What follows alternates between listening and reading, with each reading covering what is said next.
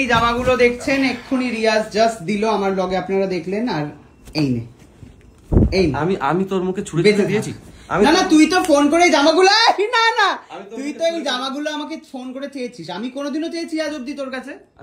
একটা দিন তুই এই জামাটা পরে একটা রিল দেখতে পেয়েছিস আর কি পাসনি আমার, সাথে সাথে তোর মনে হলো যে আমার জামাটা ফেরত দে বলে কালকে ফোন করেছিলিস। তোর থেকে আমি ফোন করে জামাটা নিবি বলে এই জামাগুলো দিতে এসেছিস। আমি বলেছিলাম এই জামাটা চাইলে এই আমার জামাগুলো ফেরত দে। দেখ, একটা 500 টাকার জামার জন্য এই 2-3 হাজার টাকার জিনিস আমি তোকে নাও দিতে পারতাম, কিন্তু কথাটা হচ্ছে আমি ওইটা চাওয়ার জন্য বললাম এটা কবে ফেলে গেলাম তোর এখানে, আমি এটা তো খুঁজে পাচ্ছিলাম না, তোর বাড়িতে ফেলে গেছে আমি জানতাম না।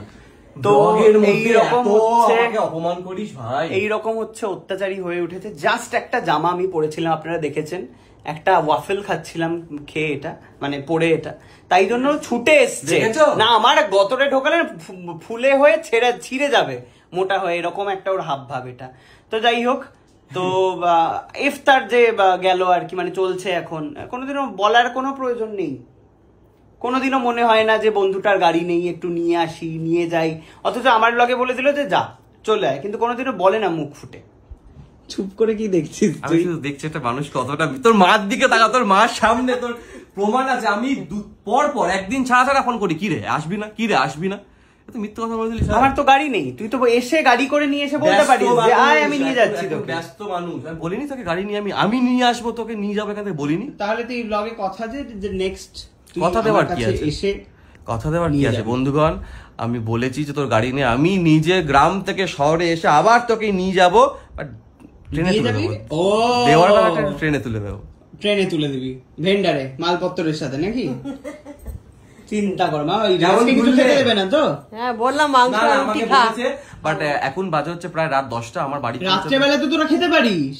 খাওয়াটার জন্য না, আমার বাড়ি ফিরতে এখন সিরিয়াসলি উপোস করেছিস? সত্যি কথা বলতো মুখ ফুটে। হ্যাঁ, খাসনি কি করে বেঁচে আছিস? তো ফাস্টিং তো করতেই হবে, কিছু করার নেই। এই জন্য তুই এত রোগা হয়ে গেছিস, কি বলছিস? তোর জলাইন এর জন্য বেরিয়ে গেছে। আচ্ছা তুই কদিন মানে কতক্ষণ করে খাসনি?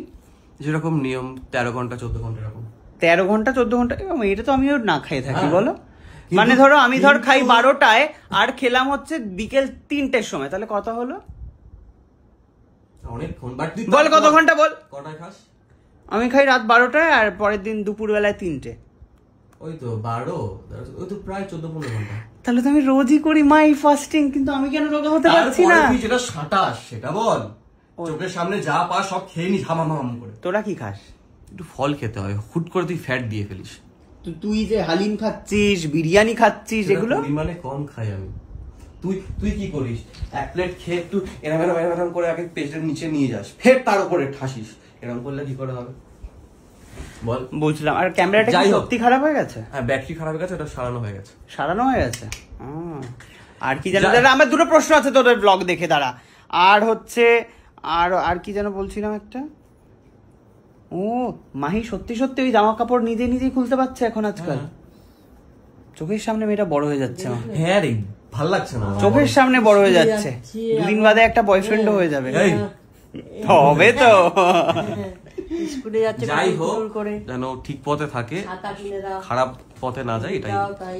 ঠিক আছে, ওকে, তাহলে দেখা তুই হচ্ছে। কথা দে আগে আমার ব্লগে, কথা দে যে তুই মগরাট আসছিস ইফতার পার্টি করতে। একদম আসছি আমি মগরাট, খুব তাড়াতাড়ি আসছি ইফতার পার্টি করতে। ওকে, আর বলে আসবো সবাইকে, আর তোমরা পারলে চলে এসো রিয়াজের বাড়িতে, তোমরা তো এমনি চলে আসো রিয়াজের বাড়িতে, তো দেখা হয়ে যাবে। টাটা।